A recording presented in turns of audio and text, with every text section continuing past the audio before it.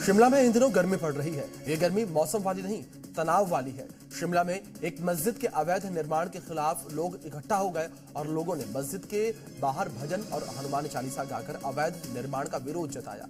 शिमला में मस्जिद के अवैध निर्माण के साथ साथ लोगों में गुस्सा इस बात को लेकर भी है कि वहां की डेमोग्राफी बदल रही है। मतलब हिंदुओं की आबादी बढ़ने से कहीं तेजी से मुस्लिमों की आबादी बढ़ रही है और इसी वजह से हिमाचल ही नहीं बल्कि उत्तराखंड के पहाड़ों पर भी तनाव वाली गर्मी पिछले कुछ सालों से बढ़ी हुई है।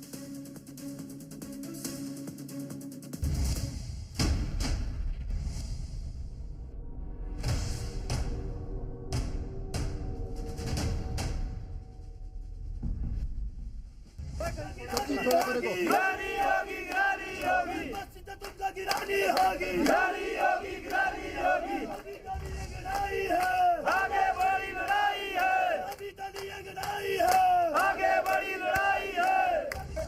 मस्जिदें हटानी होगी, हटानी होगी, हटानी होगी। गली में बैठे लोग दरअसल एक अवैध मस्जिद के खिलाफ प्रदर्शन कर रहे हैं। उस अवैध मस्जिद को गिराने की मांग कर रहे हैं। यह अवैध मस्जिद का मामला हिमाचल प्रदेश के शिमला का है, जहां की खूबसूरत वादियों में रविवार को विरोध प्रदर्शन के नारे गूंजे। 307 लगानी होगी, आगे बड़ी लड़ाई है, अभी तक ये लड़ाई है, आगे बड़ी लड़ाई है।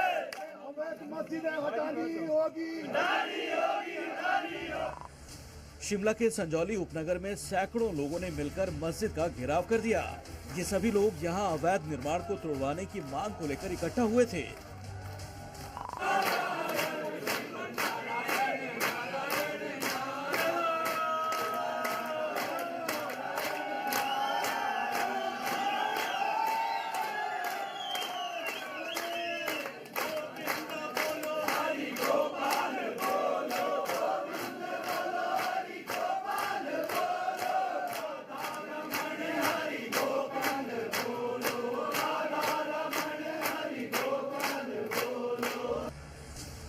रविवार देर शाम तक मस्जिद के बाहर विरोध प्रदर्शन चलता रहा।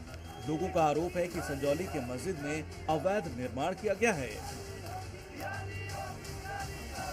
जिस स्थान पर मैं इस वक्त खड़ा हूँ, यहाँ पर भारी भरकम भीड़ जो है वो भजन कीर्तन करते नजर आई, एक विरोध प्रदर्शन करते नजर आई। और कारण ये था कि जो ये तस्वीरों में आप बिल्डिंग देख रहे हैं, ये बिल्डिंग जो है वो कई सालों पहले मस्जिद के तौर पर बनाई गई थी। जी मीडिया की टीम ने स्थानीय लोगों से बातचीत की तो लोगों ने मस्जिद के कई तल को अवैध बताया और उस अवैध निर्माण को तोड़ने की मांग की।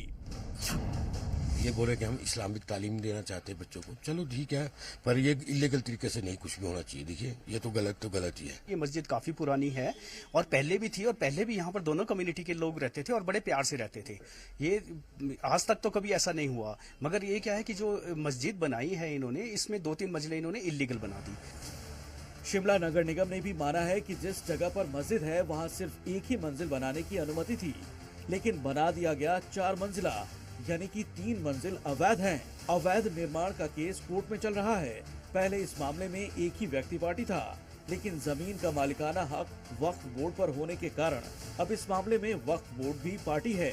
जी मीडिया की टीम ने उस मस्जिद के इमाम से बातचीत की तो उनका क्या कहना है वो जरा सुनिए।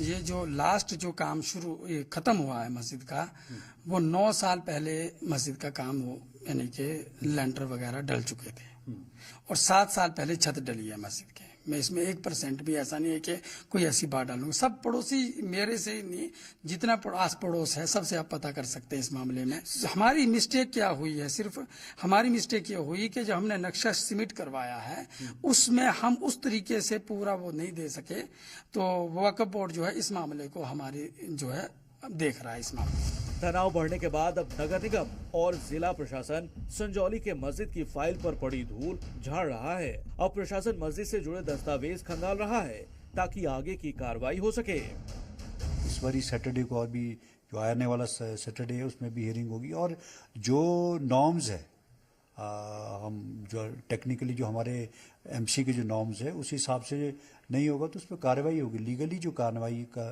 कानून है उसके हिसाब से उस पर कार्रवाई भी होगी। संजौली के मस्जिद के अवैध निर्माण की शिकायत स्थानीय लोगों ने काफी पहले से प्रशासन और नगर निगम से कर रखी थी, लेकिन प्रशासन ने इस पर कोई कार्रवाई नहीं की। रविवार को इस मामले ने तूल इसलिए पकड़ा क्योंकि शुक्रवार को शिमला के मल्याणा में हिंदू और मुसलमान समुदाय के कुछ लोगों के बीच झगड़ा हुआ।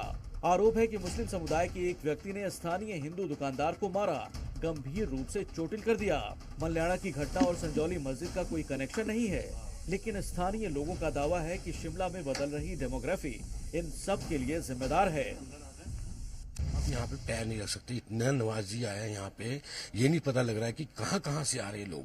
मतलब इतने लोग आ रहे हैं कि मतलब आप गिनती नहीं कर सकते हैं। तो आप मतलब अब ये होता है ना, हम लोग छोटी सी जगह पे रहते हैं, यहाँ पे हमें एक दूसरे का पता होता है कि ये है। यहाँ पे तो यही नहीं पता लग रहा है कि कहाँ से आ रहे हैं। डेमोग्राफी में बदलाव को लेकर विरोध प्रदर्शन इसी साल जून में भी देखने को मिला था, जब हिमाचल के नाहन में कुछ लोगों ने एक मुस्लिम टेलर की दुकान में तोड़फोड़ कर दी थी। तब आरोप लगा था कि बाहर से आए मुस्लिम टेलर ने स्थानीय लोगों के व्हाट्सएप ग्रुप में गाय काटने का वीडियो डाल दिया था। हिमाचल प्रदेश ही नहीं बल्कि पहाड़ी राज्य उत्तराखंड में भी डेमोग्राफी में बदलाव एक बड़ा मुद्दा बन चुका है। इसी साल फरवरी में उत्तराखंड के हल्द्वानी में भी अवैध मदरसा गिराने पहुंची पुलिस टीम पर हमला हुआ था। उत्तराखंड हो या फिर हिमाचल, पहाड़ों पर बदल रही डेमोग्राफी बड़ा मुद्दा बन चुकी है। शांत रहने वाले पहाड़ों से अक्सर सांप्रदायिक तनाव की खबरें आ रही हैं। सवाल है कि क्या पहाड़ों पर धर्म विशेष की बढ़ती संख्या किसी विशेष रणनीति का हिस्सा तो नहीं? शिमला से संदीप सिंह के साथ ब्यूरो रिपोर्ट, जी मीडिया।